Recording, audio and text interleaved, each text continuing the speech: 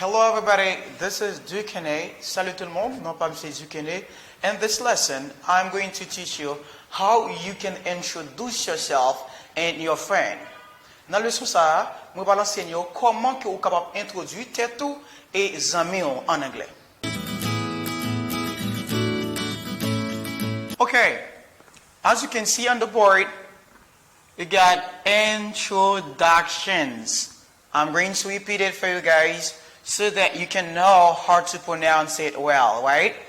Okay, I say introductions. Introductions. And here, and greetings.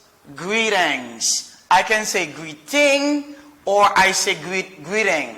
But for plural, I say greetings. Greetings. When you que vous devez prononcer ça comme introductions. Introductions. Ma petite introduction en anglais, c'est introduction, singulier. Pluriel l'a dit introductions. Pour salutation, c'est greetings. Greetings. Ok, nous allons démarrer avec deux ça. D'abord, on va démarrer how to introduce yourself. How to introduce yourself.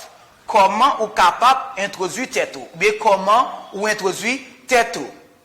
How you can introduce yourself. Comment ou capable introduire tête ou bien me dit how to introduce yourself. Comment ou introduire tête ou. En allez. Dans la leçon ça, vous allez connaître comment introduire tête ou d'une manière formelle et informelle. On a démarré avec informel là avant. En anglais, pour me dire informel, moi dis c'est informal. Informal. Pour formel là, moi dis c'est formal. Formal. Je dis salutation informelle, je dis informal greeting. Informal greeting without S, right? Sans S. Je dis, si je dis salutation formelle, je dis formal greeting. Formal greeting. Can you repeat? Formal greeting. Salutation formelle. Allons démarrer avec informel là. Je salue un monde, d'abord on a démarré avec introduction. Je vais introduire d'une manière informelle. Je dis salut, moi c'est Dukene. Je dis hi, I am Dukene Joseph. Hi, I am Dukene Joseph. C'est simple. Ou bien si je dis ça, je suis capable de dire hello, my name is Dukene Joseph. My name is Dukene Joseph. Or I can say, hello, my name is Dukene Joseph. Ou qu'attendez, blanc parler de Joseph, mais ou doit dire non à Jean lia. Mais blanc même le cas du Joseph, mais on tient à ce qu'on baille non parce que non pas changé en anglais. When you say hi, là moi dis c'est hello, hello, hello, hi. Ça c'est informellement me fait. Je salue mon nom, dit hi, I am Dukene. Hello, my name is Dukene. Simple, vraiment simple. On démarre avec formel la kounya. Ou connaît des gens ou capable de saluer informellement, des gens tout. Donc c'est une manière formelle pour saluer. Mais qui l'a dit salutation informelle ça? Informel là c'est là qu'on rencontre avec un ami ou bien mon nom connaît. OK? Me dit hi. OK, bons amis, me dit hi. Ou présenter ou dit hi, I am Dukene. Mais formellement, soit non conseil quelque chose à côté que m'a introduit. Donc je ne pas capable pour me dire hi, I am Dukene. Donc si vous faites, c'est pas dire me dire pas bon, mais vous faites informellement, d'accord? Nous espérons que vous-même, vous allez laisser faire ça, vous faites formellement. En allez. Me dit may, tiens ce que vous répétez après nous. Please repeat after me, right? Repeat after me. Répétez après. May I, pas oublier me dire ça à prononcer comme introduction.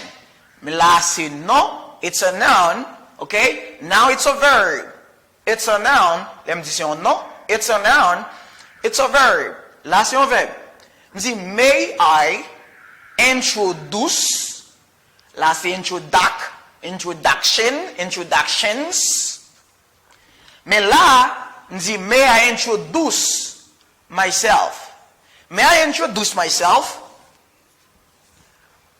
My name's, c'est ma fait forme contractée. I delete the letter I and I replace it by an apostrophe. Now I say my names. Mais, si je ne pas faire comme ça, toujours qu'il y a comme ça, toujours qu'il y a I, je dis, my name is.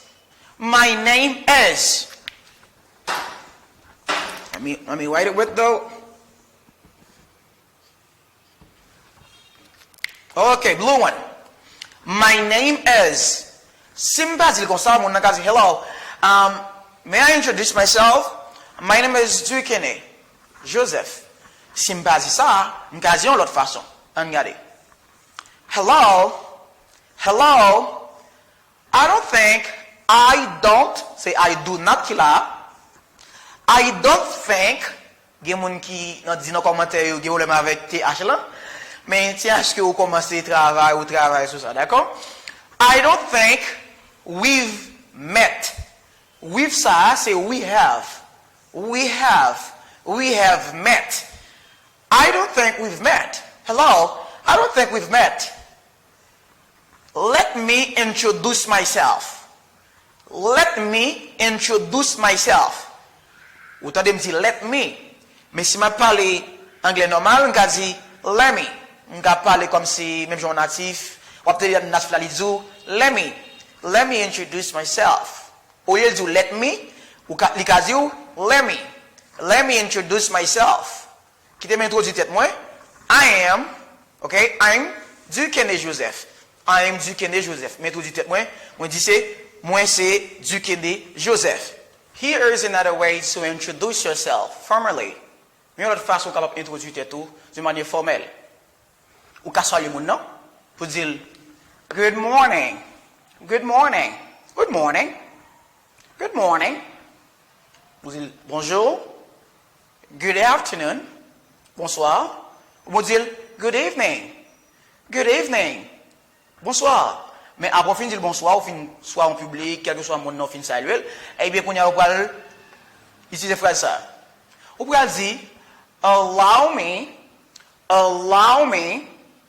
to introduce myself. Allez pour slow pour non. Allow me to introduce myself. I am Dukene. Good morning. Allow me to introduce myself. I am Dukene. Voyez? C'est simple. Je pense que tout le monde a fait ça. Et avant que nous allions plus loin, pour nous enseigner comment que vous pouvez introduire un ami, ou quand aller dans un concert, quel que soit côté avec un ami, ou finir introduire tout, c'est le moment pour introduire un ami là. Nous voilà pour nous enseigner comment que vous pouvez introduire un ami là.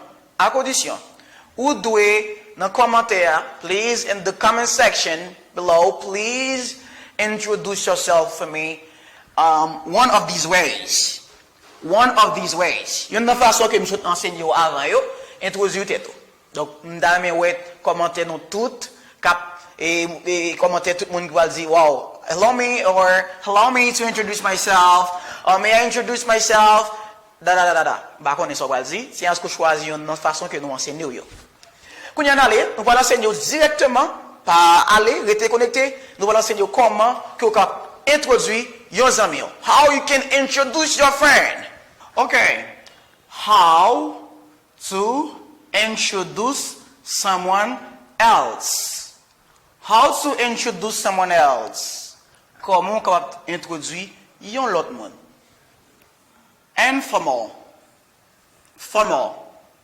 Let's get started with informal one. This is my friend Jack. This is my friend Jack. So, qui en noir, ou remplacer nos amis là. I can say, this is Jack from Haiti. Now, I mention where this person is from. Formal. May I introduce my friend Jack? May I introduce my friend Jack? Là, on utilise friend, on utilise Jack. Quel que soit le nom qui a gagné, si mon nom est Jessica, on dit Jessica. Li Philippe, m'a dit Philip. Mais moi quand retirer my friends or friends ça tout. M'ka placer my colleague, m'ka placer my teacher. Okay? May I introduce my teacher, Duquesne? May I introduce my teacher, Daniel? Essayez faire Paul. Pas arrêter pour laisser pas dans l'opéra, pour parler au monde et pour dire, may I introduce my friend Jack? Et puis Duquesne me relève. Donc, laisse ça. C'est plagiat ou copier pendant que vous mal copié. Alors, vous devez utiliser non monde que vous utilisez, d'accord? Si c'est amis, vous utilisez amis, si c'est professeur du professeur, ça dépend de ce que vous dites que je n'ai pas bien vu de ce que vous dire, d'accord? Je souhaite que vous bien compreniez. Je dis, may I introduce my friend Jack? De toute façon, laisse-moi citer nos monde même. Je parlé avec Peter, je dis, Peter, I would like you to meet my friend Jack. Je dis, Peter, I would like you to meet my friend Jack. I would like you to meet my friend Jack. Vous avez dit ça? En allez? Peter, Jack, Daniel. Je dis, non, mon yo. Après ça, je dis, I would like you to meet my friend Jack. Si c'est Daniel qui l'a, je dis Daniel, je vais pour que vous rencontrez vous faire connaissance avec Jessica. Je dis Daniel, I would like you to meet my friend Jessica. Very easy. That's great. Easy. Now, ou bien comme dit, Peter, I would like you to introduce you to my friend. I would like to,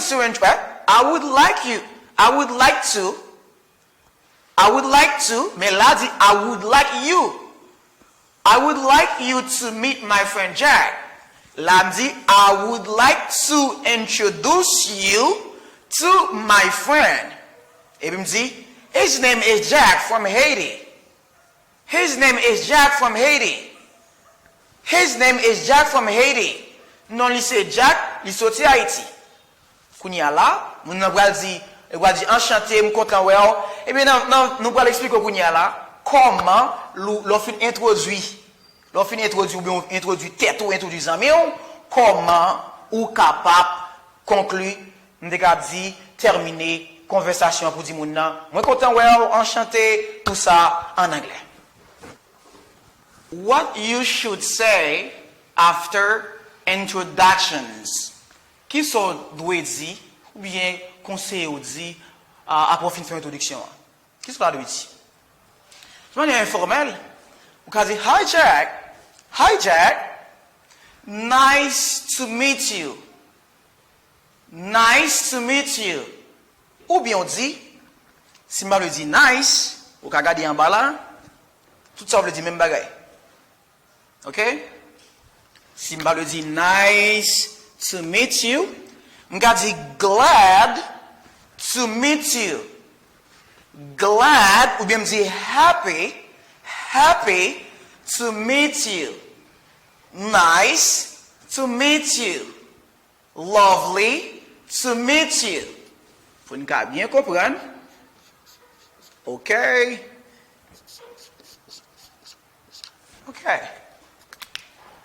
Here, the same thing. Glad, nice to meet you. Lovely to meet you. What are the gens qui disent tout? Au lieu de dire meet là, il dit see. Il dit see. Il dit hi Jack, nice to see you.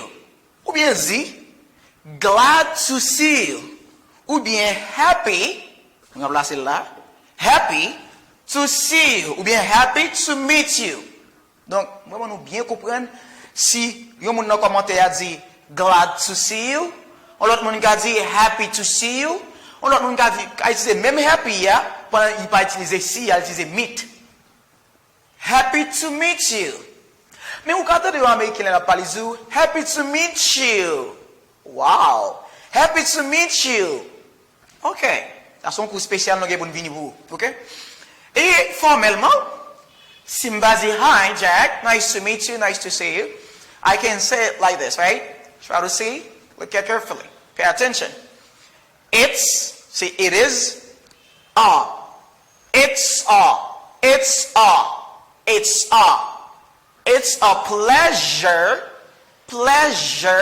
même si ouais c'est S lié, on dit J, pleasure. Puis quand on dit plaisir, it's a pleasure to meet you, Jack. No, you can't say it like this. Listen carefully to the way I pronounce this word so that you can pronounce it the same way I pronounce it, right? Okay. It's a pleasure to meet you, Jack. It's a pleasure to meet you, Jack. It's a pleasure to meet you, Jack. Okay? Somebody dit, it's a pleasure to meet you, Jack. Ça me dit. Comment disons moun nan capable répondre? Là me fin dit moun nan, oh, it's a pleasure to meet you. Et moun nan bral dit, li ka dit it's a pleasure to meet you too. Seulement ajoute le mot too. Il dit it's a pleasure to meet you too. Mais si moun nan bral dit it's a pleasure to meet you too, li ka it's another phrase, right? He can use another sentence. So this is the sentence that the person can be used, right? He can say it like this. I am pleased to meet you too. Même Jean, moun sa te dit I am pleased, ouais? Il a dit I am pleased to meet you. Il va mettre tout, moun sa te dit ça. Pour moun sa. Mais moun sa dit, il a répondu, il dit I am pleased to meet you too. I am pleased to meet you too. Okay. Meet you, meet you, meet you, meet you. Oh, pas oublier. Est-ce que vous vous rappelez, nous, l'on a parlé de salutation? Regardez bien. Il y a des gens qui disent, wow, on dit meet you. Pas oublier d'avoir vu ça. Mais, rappelez que je t'ai fait un coup, regardez bien sur YouTube, regardez sur channel là, ou après vidéo, lis tout net, ou après. Une vidéo qui parlait de WE. Je t'ai dit ça. Souvent, et parler de WE dans la vidéo mieux. Et même j'aime bien beau ça là. OK, tu vas aussi. OK. Là c'est great, great, great. Là me dit greeting, greeting, greeting, greeting, greeting. C'est même genre là me bien beau ça qui c'est MEET. I say meet. Everybody can pronounce it, right? You say meet. But if I add ing, now I pronounce it as meeting or meeting. Why do I pronounce the letter T as a fast D? I pronounce it as a fast D because the letter T is in the middle of two vowel sounds. Here, I say greeting, greeting. But more specifically for American, okay? For Americans, they say, oh, greeting, greeting, greeting. Mais pour Américain, on dit greeting ou on dit meeting. Mon cas, je viens aux États-Unis tout, ça dépend de lieu quel sorti lié à. Ils disent greeting. Ça dépend. Mais c'est pas bon, on dit pas bon, on dit tout deux, ni anglais américain, ni anglais britannique. Qui sont en Angleterre, ils capables parler anglais façon que lui.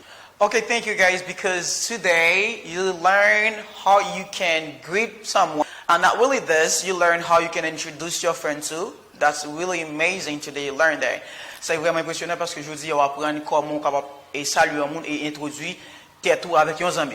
C'est un plaisir pour nous porter vidéo ça pour vous. Pas oublier, on va faire pour nous pour aider nous avancer vers l'avant, pour nous porter plus de vidéos pour vous. C'est abonner avec chaîne YouTube là qui c'est Anglè Toupatou. Cliquez sur le bouton de notification pour qu'à toujours jouer une vidéo qui n'a lagué. Donc pas oublier tout, allez sur Facebook, abonnez avec, like page Teacher Daniel Aneus, like Teacher Duquesne Joseph pour capable joindre toute vidéo que nous pourrons venir. C'est un plaisir, nous vous souhaitons une plus belle vidéo encore. Please share to the world. Partagez-la avec moi là. C'est un plaisir and take care. Goodbye.